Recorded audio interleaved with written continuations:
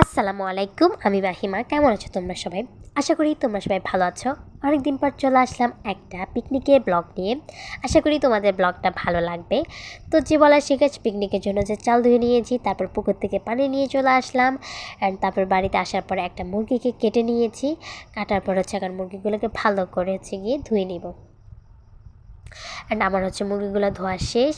এখন গিয়ে মুরগিটাকে ম্যারিনেট করে নেব। ম্যারিনেট করার জন্য দিয়ে দিচ্ছি লবণ, তারপরে দিয়ে দিচ্ছি মরিচের গুঁড়া, তারপরে দিয়ে দিচ্ছি হলুদের গুঁড়া, অ্যান্ড তারপরে দিয়ে দিচ্ছি তেজপাতা, তারপরে দিয়ে দিচ্ছি এলাচ, অ্যান্ড তারপরে দিয়ে দিয়েছি মশলা দেওয়ার পর গিয়ে আদা বাটা, রসুন বাটা, তারপরে দিয়েছি আবার সামান্য পরে একটু লবণ, তারপরে দিয়ে দিলাম গিয়ে পেঁয়াজ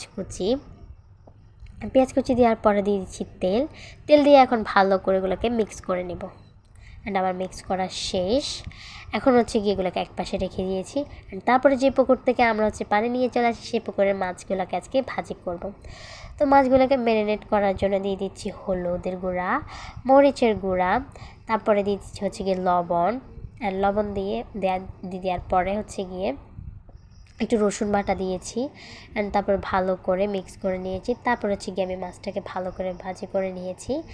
ভাজি করার পর মাংসটাকে বসাই দিয়েছি। অ্যান্ড গিয়ে আমি বসানোর পরে ভালো করে একটু নেড়ে চেড়ে নিচ্ছি। অ্যান্ড তারপরে গিয়ে ভাতগুলোকে একটু ডেকোরেশন করবো আর কি। তো যে বলা সেই কাজ, একটা থালাতে লেবু, তারপরে মাছ